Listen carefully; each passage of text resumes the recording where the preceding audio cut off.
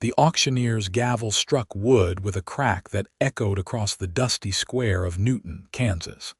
And Henry Yates watched through hollow eyes as another man's daughter sold to settle her father's debts. The year was 1873, and the blazing August sun beat down on the crowd gathered in the town center, most of them gawking at the spectacle with the same morbid curiosity they might show a hanging. Henry had ridden into town for supplies. Nothing more, but something about the way the girl stood on that platform, chin lifted despite the tears streaming down her face, made him pull his horse to a stop. The girl looked about 19 or 20, thin as a rail with mousy brown hair that hung limp around her shoulders. Her dress was little more than rags, patched and re-patched until the original fabric was barely visible. But it was her eyes that caught Henry's attention, green as spring grass and filled with a defiant sorrow that reminded him of a wild horse just before it broke. The crowd sneered and whispered, pointing at her bony frame and shabby appearance. Someone laughed outright when the auctioneer called for opening bids. "Come now, gentlemen, she's young and healthy.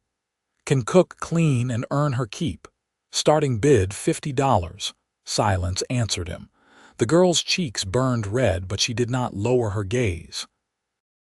Henry felt something twist in his chest, something he had not felt in the 3 years since Martha died. It was not desire exactly, more like recognition, like seeing his own pain reflected in another soul. $40 then. Surely someone needs help around their homestead. More silence. A woman in the crowd muttered something about the girl being cursed, how her father had drunk himself to death and her mother had run off years ago. Another voice added that the girl had always been strange, too quiet, too awkward, never fitting in with the other young people in town. The auctioneer's face grew red with frustration. $20. I cannot go lower than 20. Henry found himself raising his hand before he could think better of it. The crowd turned to stare at him, this tall stranger with sun-darkened skin and eyes the color of storm clouds. He wore dusty trail clothes and a black hat pulled low, and most people took one look at the gun on his hip and looked away again. $20 from the gentleman. Anyone else? No, sold. The transaction happened quickly after that. Henry handed over the money, signed the papers that made him responsible for Martha Miller's debts and her person, and then she was standing beside him in the street, clutching a small cloth bag that apparently held everything she owned in the world. Up close, he could see the bruises on her arms, faded yellow and green, and the way her collarbone jutted sharp beneath her dress. When had she last eaten a proper meal? "What is your name?" he asked, his voice rougher than he intended. 3 years of mostly silence had made conversation feel foreign. "Martha Miller, sir," she said quietly.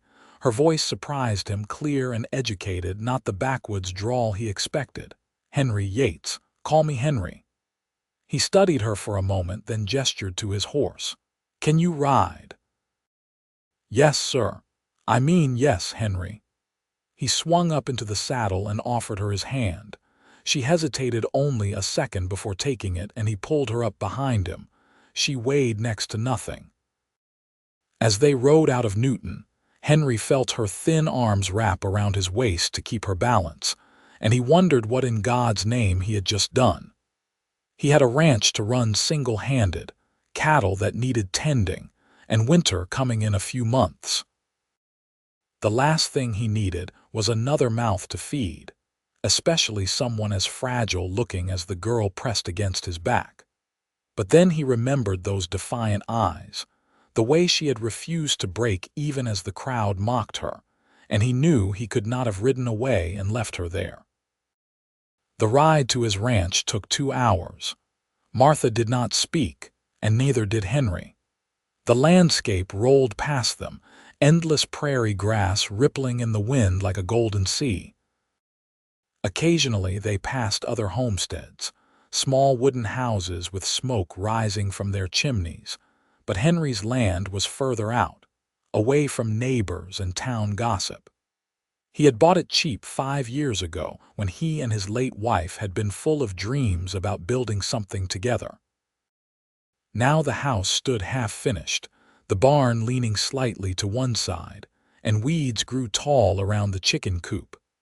When they finally arrived, Martha slid down from the horse without waiting for help. She stood looking at the property with an unreadable expression while Henry dismounted and led the horse to the barn. The house was small, just 3 rooms, but it was sturdy enough. The roof did not leak, and he had managed to install glass windows before Martha died, which was more than many homesteaders could say. "There is a spare room," Henry said, breaking the silence. "It is not much, but it is yours. I will not disturb you there." Martha turned to face him, confusion flickering across her features. "Sir, I mean, Henry, I understand the arrangement.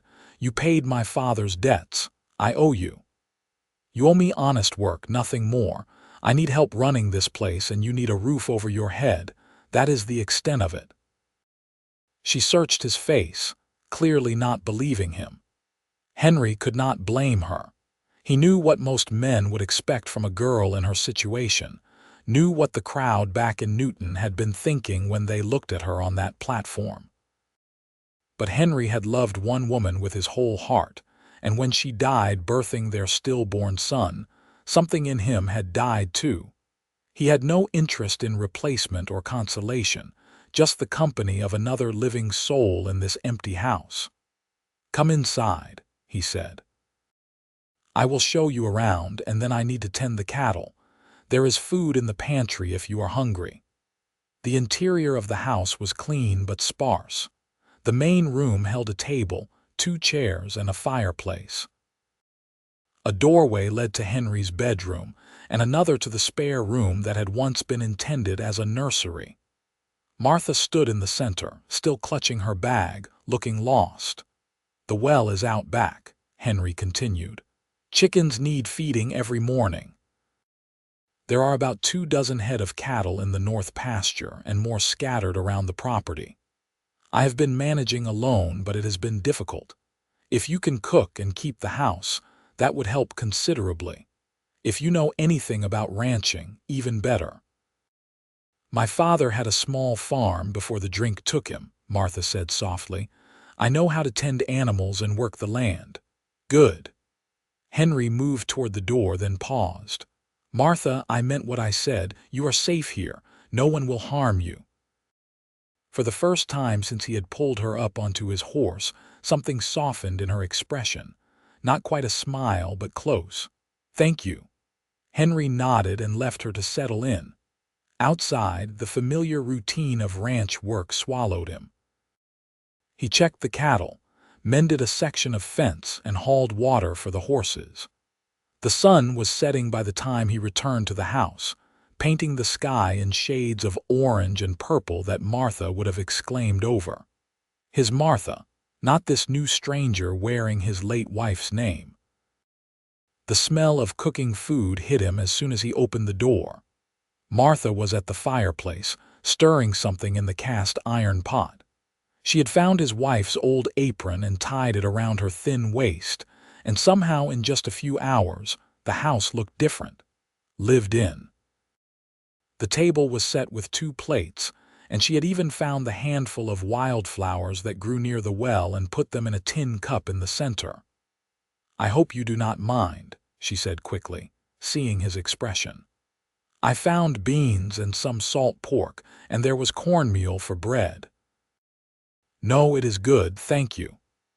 Henry washed his hands in the basin and sat down. Martha served him a generous portion and herself barely a spoonful. He frowned. "Take more, you are too thin." "I am used to eating light." "Not anymore. On this ranch everyone eats proper meals." She hesitated, then ladled more food onto her plate. They ate in silence, but it was not entirely uncomfortable.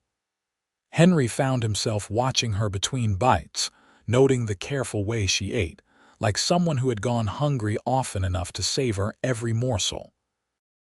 When they finished, she tried to take his plate, but he stopped her. "You cooked, I will clean up." "That is not proper, I am supposed to serve you, Martha." He waited until she met his eyes. "I did not buy you to be my servant. I gave you an opportunity to work off your father's debts while having a safe place to live. There is a difference. Men do not usually think so. I am not most men." He stood and gathered the dishes. "Get some rest. Morning comes early on a ranch." She nodded and retreated to her room. Henry cleaned up, banked the fire, and went to his own bed. But sleep did not come easily. He kept thinking about the girl in the next room, wondering about her story, about the bruises on her arms and the wariness in her eyes. He had saved her from whatever fate awaited her in Newton, but he had no idea how to help her beyond providing food and shelter. His own grief still sat heavy in his chest, a constant weight that made breathing difficult some days. Maybe that was why he had stopped when he saw her on that platform. Misery recognized misery. The next few weeks fell into a rhythm. Henry woke before dawn and did the heavy ranch work while Martha tended the chickens, cooked meals, and slowly brought order to the chaos of his bachelor existence. She was quiet most of the time, almost invisible in the way she moved through the house, but Henry noticed small changes. The windows were cleaner. His clothes were mended. The garden plot that had gone to seed was suddenly producing vegetables again. One morning in early September, Henry came in from checking fences to find Martha on her knees in the main room, scrubbing the floorboards with fierce concentration. She had pushed the furniture aside and was working her way across the wood plank by plank. Her dress was soaked with sweat and water, and her hands were red from the lye soap. "You do not need to do that," Henry said, startled. "The floor is fine." "It was filthy," Martha replied without looking up. "When was the last time anyone cleaned it properly? I cannot remember." "That is what I thought." She sat back on her heels, pushing a strand of hair from her face. In the weeks since she had arrived, she had gained a little weight, and her cheeks had lost that hollow, starved look. "Henry, why do you live like this?" "Like what?" "Like someone just passing through. You have a good house, good land, but everything is half done. The barn needs repair. The garden was completely overgrown. You barely have any furniture." She paused, and when she spoke again, her voice was gentler. "What happened to you?" Henry felt his jaw tighten. He was not accustomed to being questioned, especially about personal matters, but something about Martha's straightforward gaze made him answer honestly. "I had a wife. Martha, same as you. We were going to build a life here together, raise children, grow old watching the sunset from the porch. But she died 3 years ago along with our son. After that, I just did what needed doing to survive, nothing more." Understanding flooded Martha's face. "I am sorry. It was a long time ago. Grief does not care about time." She turned back to her scrubbing. "My mother left when I was 12. Just walked away one day and never came back. My father never recovered. He drank to forget, and when the drink was not enough, he used his fists. I learned to stay quiet, stay invisible, stay out of his way. When he died last month, everyone in Newton acted like I had killed him myself with my strangeness. No one would help me, not even to bury him properly. The debts piled up, and the law said I had to be sold to settle them." "That is barbaric," Martha shrugged. "That is life for women without protection. We are currency, not people." Henry crouched down beside her, taking the scrub brush from her hands. "You are a person, Martha. A good one, from what I can see. Anyone who treated you otherwise was a fool." She stared at him, and for a moment he thought she might cry. But instead she laughed, a small, surprised sound. "You are a strange man, Henry Yates, so I have been told." Over the following weeks, something shifted between them. Martha began speaking more, telling Henry about the books she had read as a child, before her mother left and her father sold everything for drinking money. She had loved stories about far-off places, about adventure and romance and lives bigger than the small Kansas town she had been trapped in. Henry, in turn, found himself talking about his own past, about growing up in Missouri, about meeting his wife at a church social and knowing immediately that she was the one. "What was she like?" Martha asked one evening as they sat on the porch watching the stars come out. "Kind," Henry said after a moment. "She never had a harsh word for anyone. She could find good in the worst situations, always seeing the bright side of things. When we lost our first crop to drought, she just smiled and said we would try again next year. When the bank nearly foreclosed, she took in sewing to help make the payments. She never complained, never gave up. She sounds wonderful." "She was." Henry paused. "I have not been able to talk about her much. People in town look at me with pity and I cannot stand it. But with you it feels different, because I understand loss." "Yes." Martha drew her knees up to her chest, wrapping her arms around them. She looked young like that, vulnerable. "Do you think you will ever love anyone else?" The question caught Henry off guard. "I do not know. Some days I think the part of me that could love died with her. Other days, I think maybe I am just afraid of losing someone again." "That is understandable." They sat in comfortable silence after that, listening to the night sounds of the prairie. A coyote howled in the distance and the wind rustled through the grass.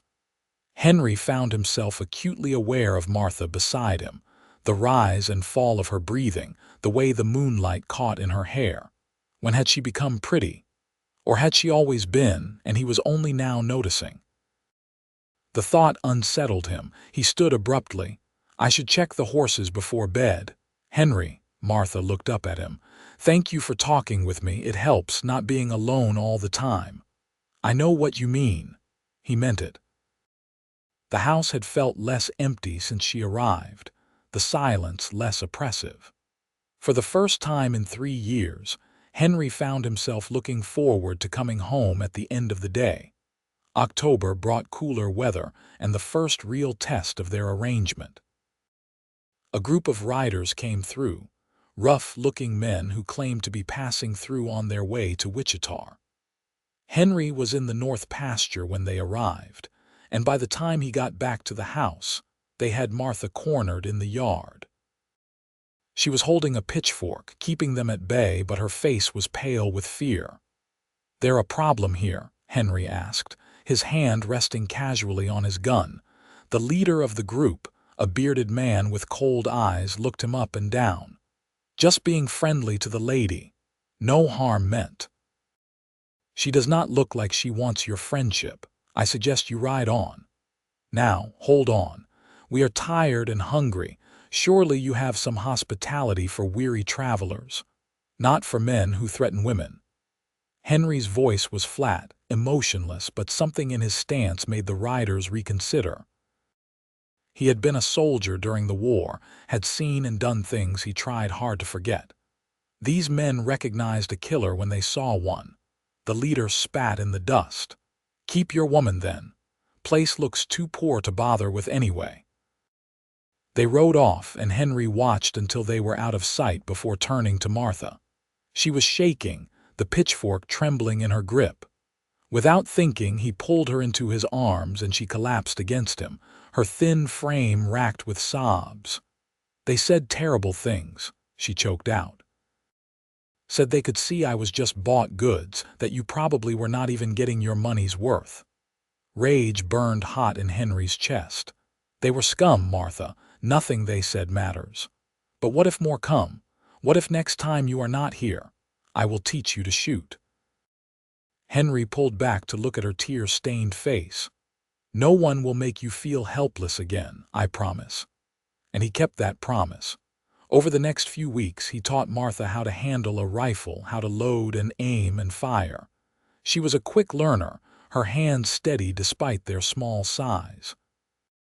He also taught her how to defend herself without weapons, basic moves that could disable an attacker long enough to run. Through it all, he found himself impressed by her determination. Most women he knew would have been content to depend on male protection, but Martha wanted to be able to protect herself. "Why is this so important to you?" he asked one afternoon after she had spent an hour practicing her aim on tin cans. "Because I never want to be helpless again," she said simply. "When my father would come home drunk and angry, I had nowhere to go, no way to defend myself. I just had to endure it and hope he would pass out before doing too much damage. I swore that if I ever got free of him, I would never let anyone have that kind of power over me again." Henry understood. He had felt similarly after Martha died, that sense of helplessness in the face of fate. "You are strong, Martha, stronger than you know." She smiled at that, a real smile that lit up her face and made her green eyes sparkle. "I am learning to be thanks to you." Something warm spread through Henry's chest, something he had not felt in years. He recognized it with a start. Happiness. Simple, genuine happiness at making someone else smile. Winter came hard that year, with blizzards that piled snow up to the windowsills and temperatures that froze the water in the well. Henry and Martha worked together to keep the animals alive and the house warm, spending long evenings by the fire while the wind howled outside. They talked about everything and nothing, sharing their hopes and fears, their memories and dreams. Henry told her about his childhood, about learning to ride before he could walk, about the war and the friends he had lost. Martha spoke about her mother, the few good memories she had before the woman disappeared, and about the books that had kept her sane during the worst times with her father. One particularly cold night in January, the fire was dying down and Martha was half asleep in her chair when she suddenly said, "Henry, can I ask you something personal?" "Of course." "You still see me as a burden you bought, as a debt to be worked off." Henry looked at her, really looked at her. In the months since bringing her home, Martha had transformed. She was no longer the frightened, half-starved girl from the auction platform. She had filled out, her face now showing the pretty features that hunger had hidden. Her hair, when clean and brushed, shone like polished walnut. But more than physical changes, there was a confidence to her now, a sureness in the way she moved and spoke. She met his eyes without flinching, asked questions without apologizing, and laughed freely when something amused her. "No," he said honestly. "I see you as Martha, my friend and partner in keeping this ranch running. I see you as someone I respect and care about." "I care about you too," she said softly. "More than I probably should." The admission hung in the air between them. Henry's heart was suddenly pounding. He had been trying so hard not to acknowledge the growing feelings inside him, the way his pulse quickened when Martha smiled at him, the way he found excuses to be near her, the way her laugh could brighten even the darkest day. It felt like a betrayal of his late wife's memory, yet also like waking up after a long sleep. "Martha, I do not want to take advantage of our situation. You are here because you had no choice, and I would never presume." She stood and crossed to his chair, kneeling beside it so they were at eye level. "Henry Yates, I am here because you saved me from a fate worse than death. I stay because I want to, because this ranch feels more like home than anywhere I have ever been, because you have shown me kindness and respect that I never knew existed. And I am telling you that I care for you because I want you to know, not because I feel obligated. I am 14 years older than you. I am broken in ways I am not sure can be fixed. I wake up some nights calling for a dead woman. You deserve someone whole, someone who can give you a fresh start. I do not want someone whole, I want you." Martha reached up and touched his face, her fingers gentle against his bearded jaw. "You make me feel safe. You make me laugh. You have given me a life I never dreamed possible. Is it so wrong that I want to share that life with you fully? Henry caught her hand, holding it against his cheek. If we do this, there is no going back. I need you to be sure. I have never been more sure of anything. He leaned down and kissed her, softly at first, almost tentatively. But Martha responded with a quiet passion that surprised him, her arms wrapping around his neck, pulling him closer. When they finally broke apart, both were breathing hard. "I am falling in love with you, Martha Miller," Henry whispered. "I fought it for months, telling myself it was too soon, too wrong, too complicated, but I cannot fight it anymore." "Then do not." Martha smiled, and it was like the sun coming out after a storm. "I am already in love with you. I have been for weeks, maybe months. I was just afraid to say it." They sat together by the dying fire, holding each other while outside the snow continued to fall. Henry felt something inside him begin to heal, those broken places knitting themselves back together. He would always love his first Martha, would always carry the scar of losing her. But he was learning that the heart had room for more than one love, that moving forward did not mean forgetting the past. Spring arrived with a rush of green and the bellowing of newborn calves. Henry and Martha worked from dawn to dusk, branding cattle, mending fences, and planting crops. But now they worked as true partners, and in the evenings they fell into bed together, exhausted but happy.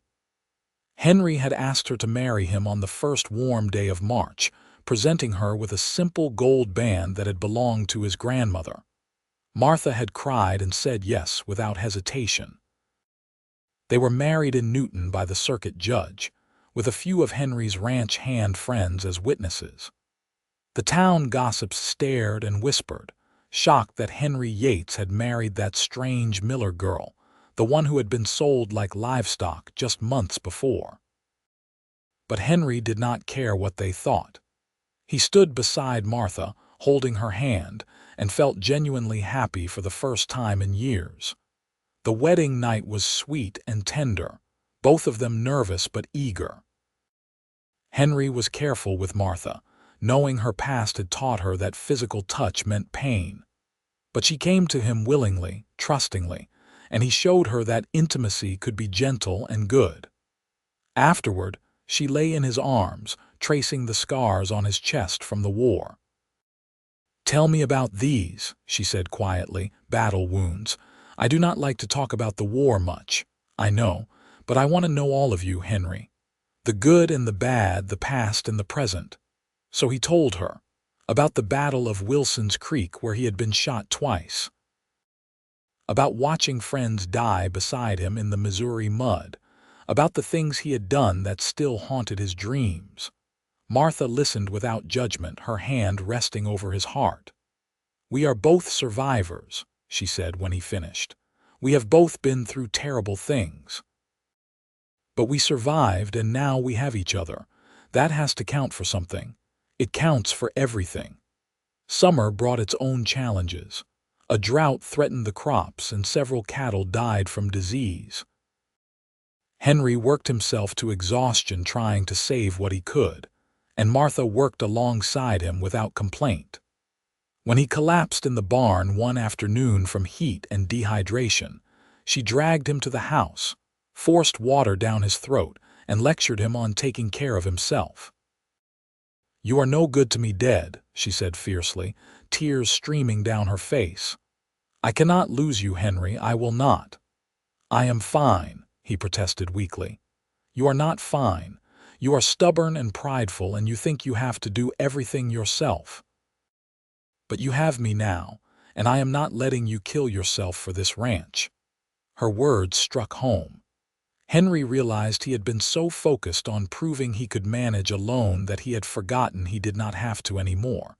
He had a partner, a wife, someone who cared whether he lived or died. It was a strange feeling after years of solitary existence, but also comforting. "You are right," he admitted. "I am sorry for scaring you. Just promise me you will ask for help when you need it. I am stronger than I look. I know you are." He pulled her down beside him on the bed. "You are the strongest person I know, Martha Yates." She smiled at the use of her married name as she always did. "I like being a Yates. It sounds solid, respectable. You were always respectable. The name just makes it official." They weathered the drought together, making difficult decisions about which cattle to sell and which to keep, about how much seed to plant and how much to save. It was hard, exhausting work, but they emerged on the other side intact. When the rains finally came in August, they stood together in the downpour, laughing and soaking wet, celebrating the salvation of their land. That night, wrapped in a quilt by the fire, Martha told Henry she thought she might be pregnant. He froze, joy and terror warring inside him. The memory of his first wife's death was suddenly vivid, the blood and the screaming and the awful final silence. "Henry," Martha's voice was worried. "Are you all right?" "I am terrified," he admitted. "Martha died in childbirth. If something happened to you, nothing will happen to me." She took his hands, holding them firmly. "I am young and healthy. We will get the doctor from Newton when the time comes. Everything will be fine. You cannot know that." "No, but I can believe it, and I need you to believe it too." She placed his hand on her still flat stomach. "This is our child, Henry. A new life we made together. I want to be happy about it, and I want you to be happy too." Henry forced himself to breathe, to push down the fear. Martha was right. This was not the same situation as before. She was strong and healthy, and medical care had improved in the years since his first wife's death. He could not let his past steal joy from his present. "I am happy," he said, and found that it was true. "Scared, but happy. That is all I ask." The pregnancy progressed smoothly. Martha continued working through the early months, only slowing down when her belly grew too large for comfort. Henry fussed over her constantly, which she bore with good humor, teasing him about being a mother hen. He could not help it. Every day brought him closer to the terrifying moment of birth, and his fear was a constant companion. In February, Martha's labor began. Henry rode to Newton through a snowstorm to fetch the doctor, a young man named Dr. Samuel Hayes, who had recently set up practice. The doctor came back with him, and for the next 12 hours, Henry paced the main room while Martha labored in their bedroom. Every cry of pain felt like a knife to his heart. But when the baby's first wail split the air, followed by the doctor's reassuring voice saying, "A healthy boy, and the mother is doing fine," Henry felt his knees go weak with relief. He stumbled into the bedroom to find Martha exhausted but smiling, holding a red-faced, squalling infant. "Meet your son," she said softly. Henry approached slowly, hardly daring to believe it was real. The baby was tiny, his face scrunched up in protest at being born into a cold world. But he was alive, his small chest rising and falling steadily, and Martha was alive, looking tired but triumphant. "He is perfect," Henry breathed. "You are perfect. We did it." Martha looked up at him, her eyes shining with joy and exhaustion. "We have a family, Henry." "Yes, we do."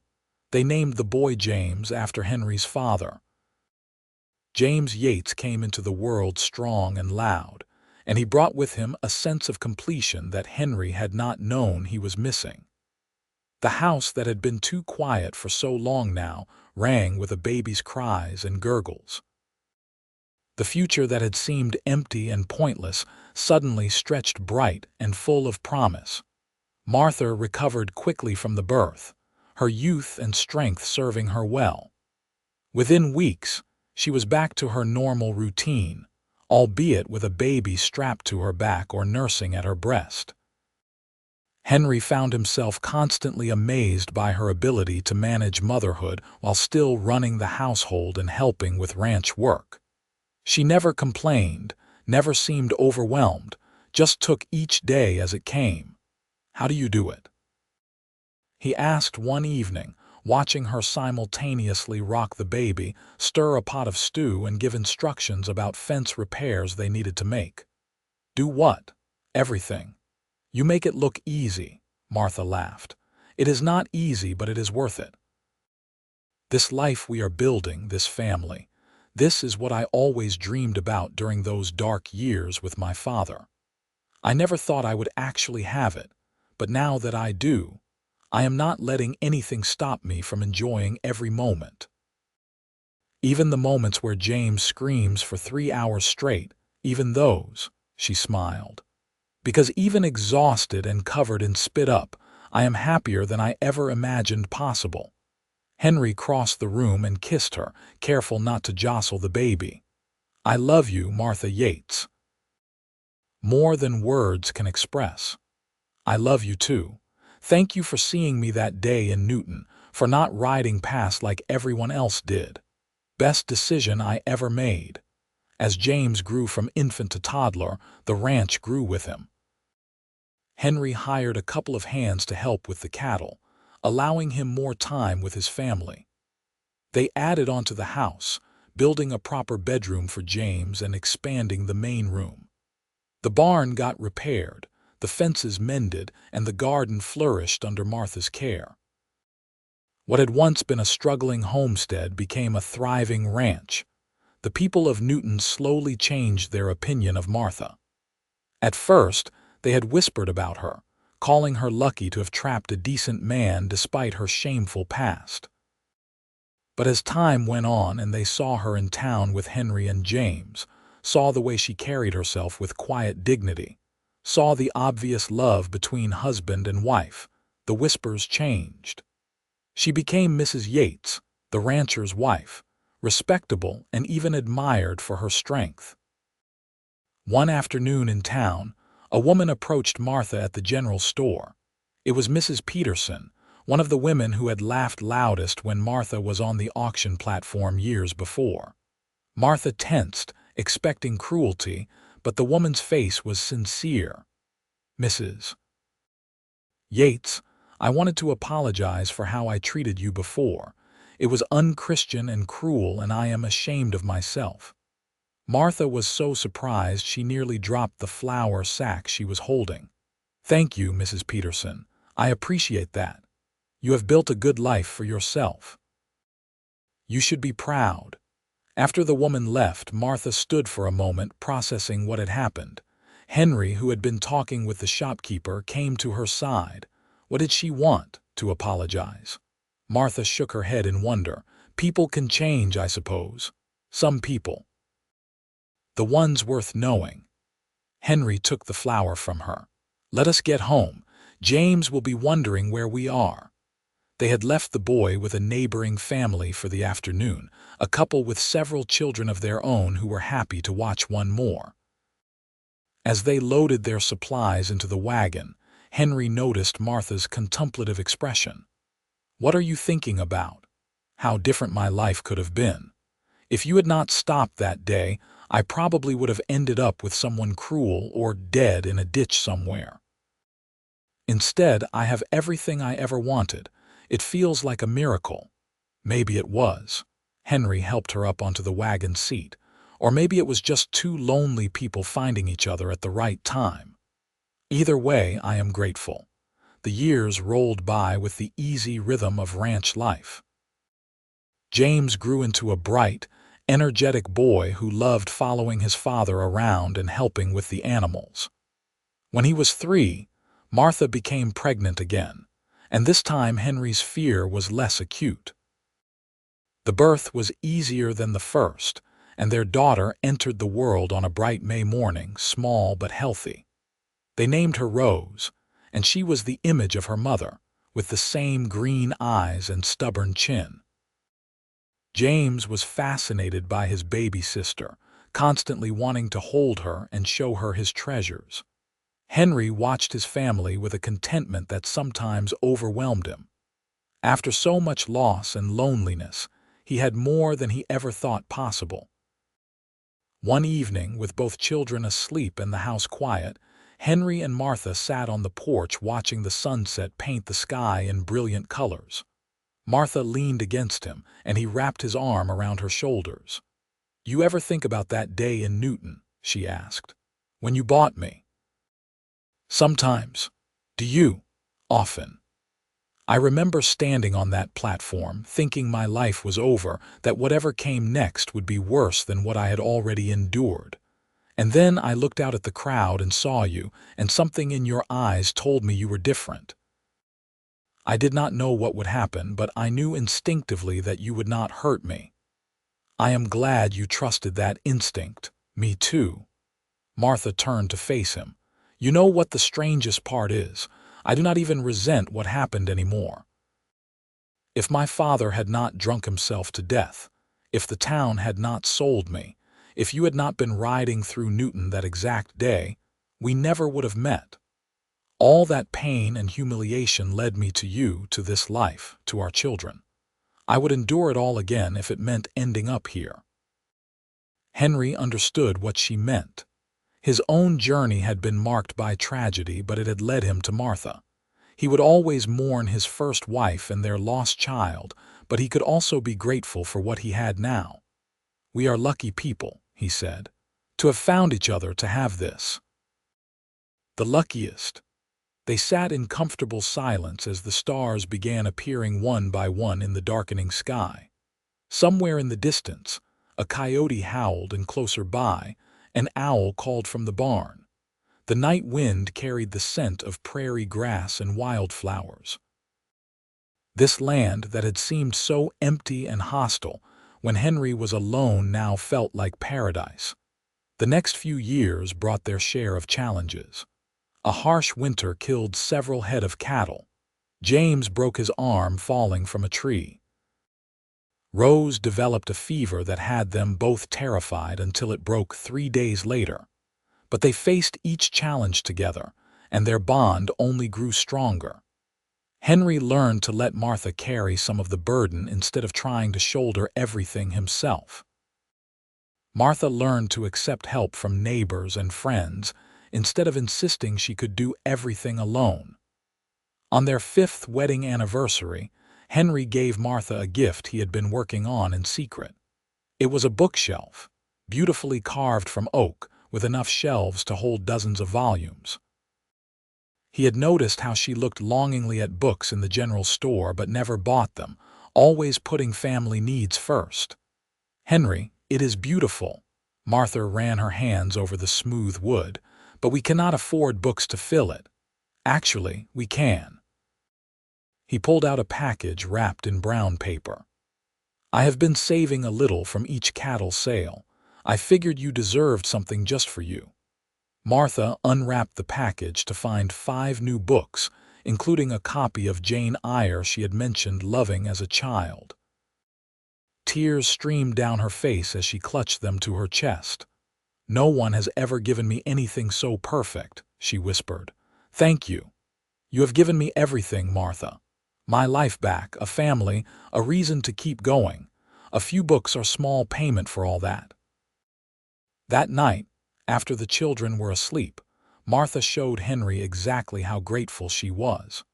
Their lovemaking had grown richer over the years, no longer tentative but full of passion and tenderness. They knew each other's bodies intimately now, knew how to give and receive pleasure, knew that physical love could be both powerful and gentle. Afterward, tangled together in their bed, Henry felt a completeness that he had never expected to experience again. Life was good. Hard sometimes, exhausting often, but fundamentally good. He had a wife he loved deeply, children who made him proud, and land that was finally prospering. What more could a man want? As if reading his thoughts, Martha murmured sleepily, "We should have another baby." Henry laughed softly. "Are 2 not enough for you? I want a big family. I was an only child and it was lonely. I want our children to have siblings, to have noise and chaos and love. Then we will have another baby." Henry kissed her forehead. "As many as you want, as long as you are sure you are up for it." "I am sure." She snuggled closer. "I love being a mother. I love watching you be a father. I love all of it. Even the midnight feedings and dirty diapers, even those. True to Martha's wish, she became pregnant again the following year. This time, the pregnancy was harder. She was sick most of the first months and tired constantly. Henry worried, but the doctor assured him everything was progressing normally. Some women just had a rougher time than others. The baby, another boy they named Thomas, arrived in the middle of a thunderstorm, his first cries competing with the crack of lightning. He was smaller than his siblings had been, and for the first few weeks, Henry and Martha watched him anxiously. But Thomas proved to be a fighter. He nursed vigorously, gained weight steadily, and soon caught up to where he should be. With 3 children, the house felt wonderfully full. James, now 7, took his role as oldest seriously, helping with his younger siblings and the ranch chores. Rose, at 4, was a bright spark of energy, always asking questions and getting into everything. And Thomas, once he started crawling, proved to be just as adventurous as his sister. Henry often came in from working to find Martha surrounded by children, all demanding her attention at once, and she would just laugh and somehow manage to give each of them what they needed. "You are remarkable," he told her one particularly chaotic evening after the children were finally in bed. "I am tired," she corrected, but she was smiling. "Remarkably tired. Still, I do not know how you do it. The same way you manage a whole ranch, one task at a time with a lot of determination and a little bit of luck." She stretched, working out the kinks in her back. "Come to bed, Henry. Tomorrow starts early."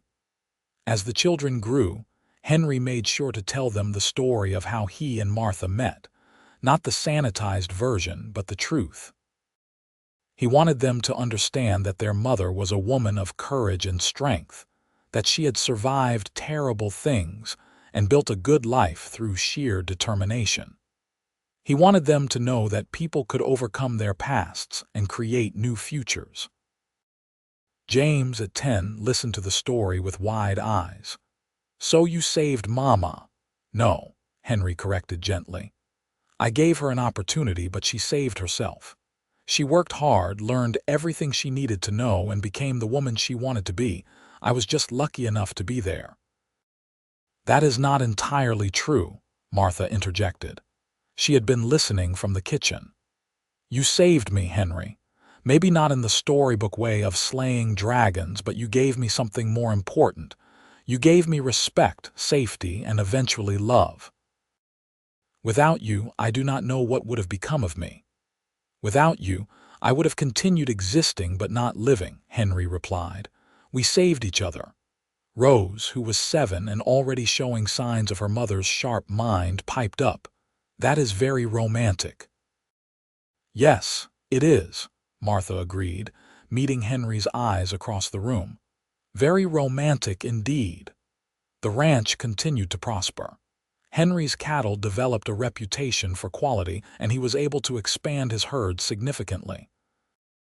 They added more land, built a proper bunkhouse for the hands they employed, and even installed a pump at the well that made water collection easier. The house grew too, with an additional wing for the children's bedrooms and a parlor where Martha could read in the evenings. But despite their material success, Henry and Martha never forgot where they had come from. They employed people who were down on their luck, giving them a chance to work and rebuild their lives. When a young widow showed up in Newton with nowhere to go, Martha brought her to the ranch and gave her a job helping with the housework. When a former soldier, scarred and struggling, needed work, Henry hired him without hesitation. They had both been rescued once, and they never forgot the debt they owed to compassion. One spring morning, Henry woke to find Martha already up and sitting by the window. The sun was just rising, painting everything in shades of gold and pink. She had Rose on her lap, the girl still drowsy and rubbing her eyes, and they were watching the dawn together. "Beautiful, is it not?" Martha said softly when she noticed Henry was awake. Yes, but Henry was not looking at the sunrise. He was looking at his wife and daughter, at the way the morning light caught in their hair, at the peace on Martha's face. She had changed so much from the frightened girl he had bought that day in Newton. She had grown into a confident woman, a loving mother, the heart of his home. And yet, in some ways, she was still the same, still that person who had stood on the platform with defiant eyes, refusing to break even as the world crushed down on her. He got up and joined them at the window, wrapping his arms around them both. Rose giggled and squirmed. Martha leaned back against him with a contented sigh. "I was just thinking," Martha said, "about how quickly time passes. It seems like yesterday I arrived here scared and uncertain. Now look at us. A family, a home, a whole life. Any regrets? Not a single one. You. Only that I did not smile more in those first few months. You said in the beginning that you wanted to give me a reason to smile again, and you did. I just wish I had shown it more." Martha turned to look at him, her green eyes warm. "You smile all the time now. That is what matters." It was true. Henry found himself smiling constantly these days at his children's antics, at Martha's quick wit, at the simple pleasure of a job well done. The grief that had weighed him down for so long had not disappeared, but it had transformed into something gentler, a bittersweet memory rather than an open wound. He had learned that it was possible to honor the past while fully embracing the present. The years continued their steady march forward. James grew into a tall, serious young man who loved the ranch and wanted nothing more than to run it someday. Rose showed a talent for drawing, filling page after page with sketches of the horses and prairie landscapes. Thomas was still young, but he displayed a curiosity about everything, constantly asking questions and wanting to understand how things worked. On their 10th wedding anniversary, Henry and Martha took a rare day away from the ranch, leaving the children with trusted neighbors. They rode out to a spot Henry had found years ago, a small rise that overlooked miles of rolling prairie. They spread a blanket and spent the afternoon talking, laughing, and simply being together without the constant demands of ranch life and parenting. "Do you remember the first conversation we had?" Martha asked, lying back with her head in Henry's lap. "In the house, that first day. You asked if I expected you to pay your debt in certain ways, and I told you I only wanted honest work. I did not believe you at first. I thought you were just playing a long game, that eventually you would demand what most men would have taken immediately. But you never did. You treated me like a person from the very beginning. Because you are a person, a wonderful one." Henry stroked her hair, still amazed after all these years that she was his. "I fell in love with you gradually, Martha. It was not a lightning strike, but a slow realization that I was happier when you were near, that your opinion mattered to me, that your smile could change my entire day. By the time I admitted it to myself, I was already completely gone. I fell in love with you because you were kind when the world had taught me to expect cruelty, because you saw value in me when everyone else saw trash, because you made me feel safe for the first time in my life." Martha sat up and cupped his face in her hands. "You gave me everything, Henry. Everything I am, everything I have, everything I will be. It all started the day you stopped your horse in Newton and raised your hand at that auction." "We gave each other everything," Henry corrected. "I was dead inside before you came, just going through the motions. You brought me back to life." They kissed as the sun began its descent toward the horizon, the prairie wind blowing warm around them. When they finally pulled apart, both were smiling. 10 years, Martha mused. "And it still feels like we are just beginning." "Maybe we are. We have a lot of life left to live." "Good. I want decades more of this. Decades of you and me and whatever adventures come our way. Deal?" They rode back to the ranch as the stars emerged, arriving home to find the children still awake and excited to see them. The house was chaotic and loud and absolutely perfect. Henry looked around at his family, at the home they had built together, and felt a gratitude so profound it made his chest ache. That night, as he and Martha lay in bed, he said, "Thank you for giving me a reason to smile again." "Thank you for buying me when everyone else ignored me," Martha replied. They fell asleep, tangled together, the way they always did, two people who had found each other in the unlikeliest of circumstances and built a love that would last the rest of their lives. The children grew and eventually began lives of their own. James took over much of the ranch operation, proving to be as capable as his father. Rose married a schoolteacher and moved to Wichita, but she visited often, bringing her own children to run wild on the prairie Henry and Martha loved. Thomas studied law and opened a practice in Newton, becoming the kind of advocate for the powerless that his parents had always admired. Henry and Martha grew old together, their hair turning gray, their bodies moving slower, but their love never diminishing. They spent their later years surrounded by grandchildren, telling stories of the old days, passing down the lessons they had learned about resilience, compassion, and the power of second chances. On a warm summer evening, when Henry was 68 and Martha was 54, they sat on their porch watching another sunset. The house behind them was full of visiting family, but for this moment, they had stolen some quiet time alone. "Do you ever think about what your life would have been like if you had ridden past that day?" Martha asked. It was a question she had posed many times over the years, always with a teasing lilt to her voice.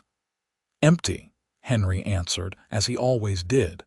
"Cold and empty until the day I died. I think about it sometimes. Where I would have ended up, what would have become of me? Nothing good, I am sure of that. But it did not happen. I did not ride past. I saw you, and something in me knew I had to stop." "Fate," Martha suggested. "Maybe. Or maybe just one broken person recognizing another and realizing they did not have to be broken alone." Martha reached for his hand, her fingers wrinkled now but her grip still strong. "We did all right in the end, did we not? We did better than all right. We built something beautiful." As the sun sank below the horizon, painting the sky in shades of purple and gold, Henry felt complete. His life had held more than its share of sorrow, but it had also held joy beyond measure. He had loved two women named Martha, both remarkable in their own ways, and he had been blessed with children and grandchildren who would carry his legacy forward. But most of all, he had taken a chance on a frightened girl standing on an auction platform, and she had taken a chance on him right back. Together, they had created a life neither had thought possible, proving that even in the harsh reality of the Wild West, love could flourish and broken people could heal. "I love you, Martha Yates," Henry said as the first stars appeared overhead. "Today, tomorrow, and for whatever time we have left. I love you too, Henry Yates. Thank you for seeing me when everyone else looked away. Thank you for giving me a reason to believe in goodness again." They sat together as night fell, two souls who had found each other against impossible odds and built a life filled with love, laughter, and hope. The ranch Henry had once worked alone now thrived under multiple generations of Yates family care. The house that had been so silent echoed with life and joy. And the woman everyone had ignored became the cornerstone of a family that would influence Newton, Kansas for generations to come. As they finally rose to go inside, where their children and grandchildren waited, Henry paused for one last look at the prairie stretching endlessly under the stars. This land had witnessed his grief, his loneliness, and his despair. But it had also witnessed his healing, his joy, and the profound love between two people who had saved each other. Martha tucked her arm through his, and together they walked into the warm, bright house, into the embrace of family, into the final chapters of a story that had begun with a single act of compassion and grown into something neither had dared to dream possible. The auction platform in Newton stood empty now, a relic of a darker time, but from that dark moment had sprung light, love, and a legacy that would endure long after Henry and Martha had become memories themselves. They had taken their pain and transformed it into purpose, their loneliness into connection, their despair into hope. And in doing so, they had proven that sometimes the most unlikely beginnings lead to the most extraordinary endings.